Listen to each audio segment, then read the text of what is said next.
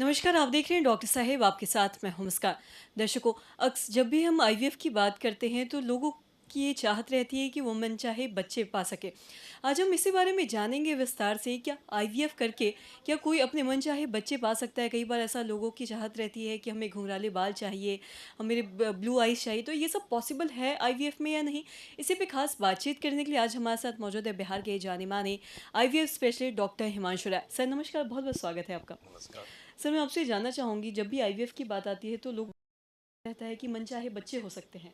तो ये जानना चाहेंगे पॉसिबल है मेडिकल साइंस में आईवीएफ में या नहीं? ये आप बताएँ। देखिए मेडिकल साइंस में तो पॉसिबल है, लेकिन बहुत सारे ऐसे चीज़ें होती है, प्रोसीजर्स होते हैं जो कि पॉसिबल होने के बावजूद भी क्लिनिकली अवेलेबल नहीं होती है। मतलब वो संभव है लेकिन वो अलाउड नहीं है, अनएथिकल वो चीज़ होता है, बहुत इस पे बहुत डिबेट होता है। तो जैसा आपने बोला कि हम लोग जिस प्रोसेस के बारे में बोल रहे हैं उसे हम लोग साइंटिफिक लैंग्वेज में जीन एडिटिंग बोलते हैं। और ये एक टेक्नोलॉजी होती है जिसको क्रिस्पर टेक्नोलॉजी बोलते हैं। क्रिस्पर टेक्नोलॉजी के द्वारा जीन्स को हम लोग बदल सकते हैं और जिस तरह का चाहे हम लोग चेंजेस लाके एम्ब्रियोज जैसे चाहे वैसे हम लोग बना सकते हैं। मेनली इस टेक्नोलॉजी का जो इस्तेमाल हुआ है और जो स्टार्टिंग हुआ है वो डिजीज़ के लिए हुआ है कि कोई गड़बड़ जीन्स अगर है तो उसको हम लोग एडिट करके सही कर दें। लेकिन कुछ साइंटिस्ट जो थे एनिमल्स ने इसका पहले प्रयोग किया और फिर ह्यूमन में भी प्रयोग हुआ, जिसके चलते कि काफ़ी कंट्रोवर्सी हुआ। और जिस साइंटिस्ट ने सबसे पहले किया, एक बार तो उसका नाम नोबेल प्राइज़ के लिए भी नॉमिनेट होने की बात थी, but ultimately he was gelled, उसको जेल में जाना पड़ा।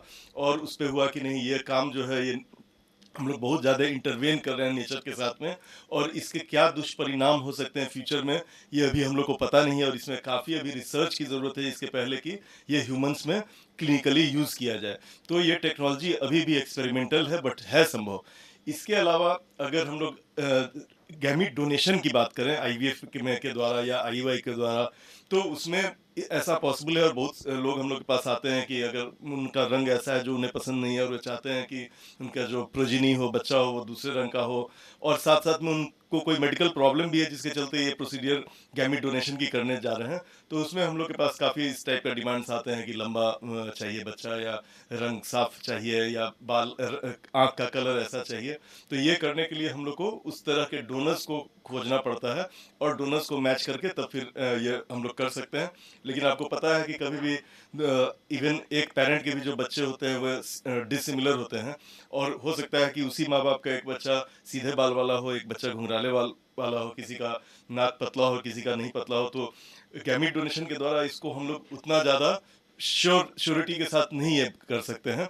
साथ ही साथ लोग का सेक्स का भी इसमें बात आता है कि लड़का होगा, हो सकता है कि नहीं, लड़की हो सकता है कि नहीं।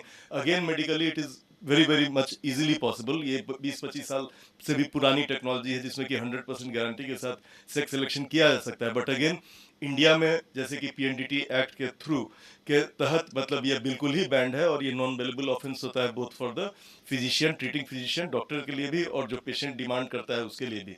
तो ये टेक्नोलॉजी इंडिया में उपलब्ध नहीं है, जबकि ये मेडिकली पॉसिबल। तो मतलब हम ये समझ सकते हैं कि आईवीएफ से ये पॉसिबल नहीं है कि वो मनचाहे बच्चे उन्हें मिले।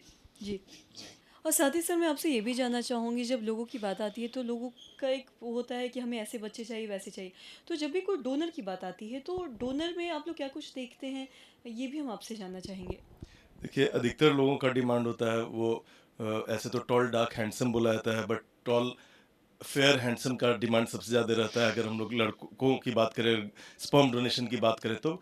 और अधिकतर लोग चाहते हैं कि जो बच्चा हो वो अगर हो भी रहा है गैमीट डोनेशन से, एक तो ये डिसीजन लेना बहुत मुश्किल होता है कि गैमीट डोनेशन कर रहे हैं।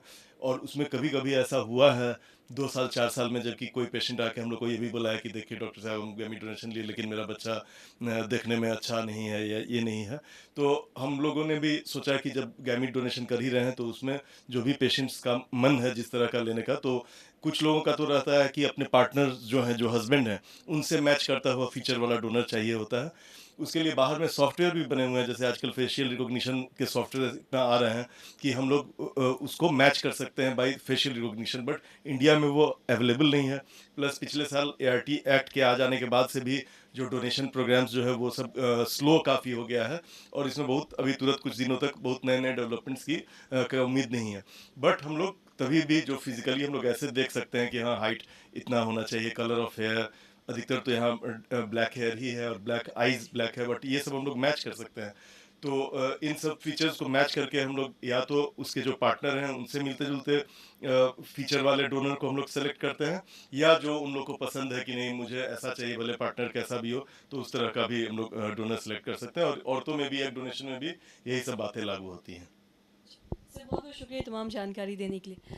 तो दर्शकों आज हमने ये जाना कि आईवीएफ से हम मनचाहे बच्चे हमें मिल सकते हैं या नहीं। तो डॉक्टर साहब ने जैसा कि बताया, आशा करते हैं दर्शकों की जो तमाम जानकारी है आपके लिए लाभदायक रही हो। आज की इस वीडियो में इतना ही। अगर आपने अब तक हमारे चैनल को सब्सक्राइब नहीं किया तो तुरंत कर ले, साथ ही हमारे फेसबुक पेज को लाइक करें। वीडियो देखने के लिए आपका धन्यवाद।